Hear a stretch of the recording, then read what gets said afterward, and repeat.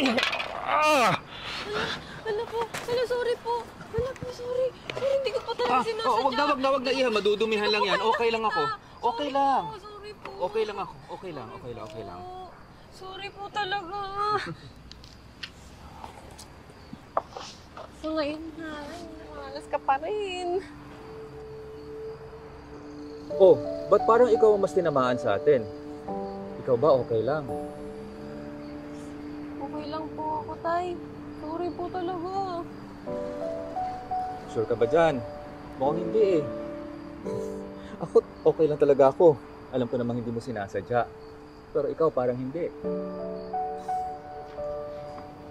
Alam mo, Iha, magaling ako magpayo. Malay mo makatulong ako sa'yo. Ilang buwan na rin po kasi nakalipas. Hindi pa rin po ako tatanggap sa mga pinag-applyan ko. Lagi na nga lang pong talo eh. Ha? Okay lang matalo, Iha. Ano ka ba? Ang layo pa niyan sa bituka. Ang hirap po kasi. Alam mo yun, ginawa ko naman po lahat eh. Hindi ko po alam kung saan po ako nagkulang o ano ba dapat kong gawin. Eh, yung ginagawa mo ba ngayon eh? Gusto mo talaga? Paano man napipilitan ka lang? Malay mo, kaya hindi gumagana dahil hindi yan ang gusto ng Diyos para sa'yo. Sa buhay na to, bawal lang basta-basta na lang susuko. Eh, alam ko naman po yun eh. Sa akin nga po umaasa yung pamilya ko. Yung paggawa po ng pelikula. Yun po talaga yung pangarap kong trabaho. Kaso, parang sugal kung pipilitin. Oo, gusto mong gumawa ng video. Eh, alam mo naman pala ang gusto mo eh. Igo mo na yan. Minsan, kailangan talaga nating sumugal. Subok lang ng subok. Eh, baka may mapera pa ko lang po yung nanay ko. Tapos, hindi ko pa po masuportahan sa pag-aaral yung kapatid ko. Dahil sa kakagustuhan ko. Ayoko naman po maging makasarili. Eh, paano mo naman malalaman ang resulta kung hindi mo susubukan? Tsaka sigurado naman akong susuportahan ka ng nanay mo.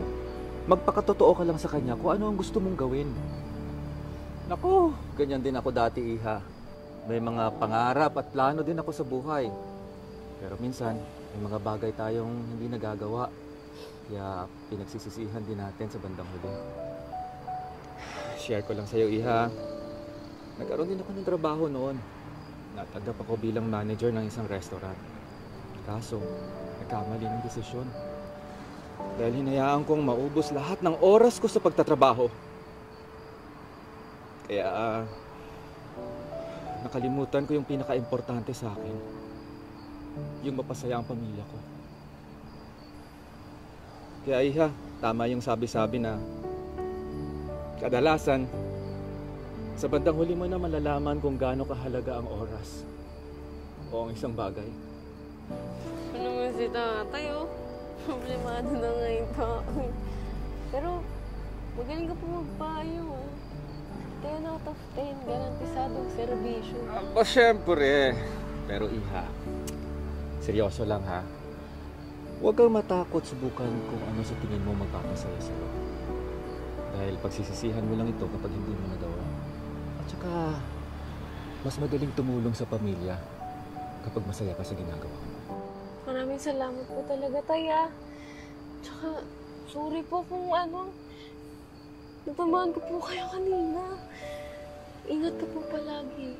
Oo, salamat din, Iha. Medyo matagal-tagal na rin yung panahon na huli ako nakipagkwentuhan sa ibang tao tungkol sa buhay ko. Basta, Iha, kung ano ang gusto mo, ipaglaban mo. Ibibigay at ibibigay kung ano ang talagang para sa'yo.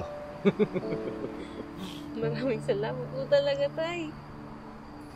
O siya po, tay. Ayos na po ako, ah.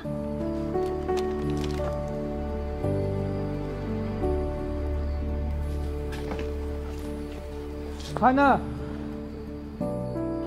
Kaya mo yan. May tiwala ako sa'yo, anak.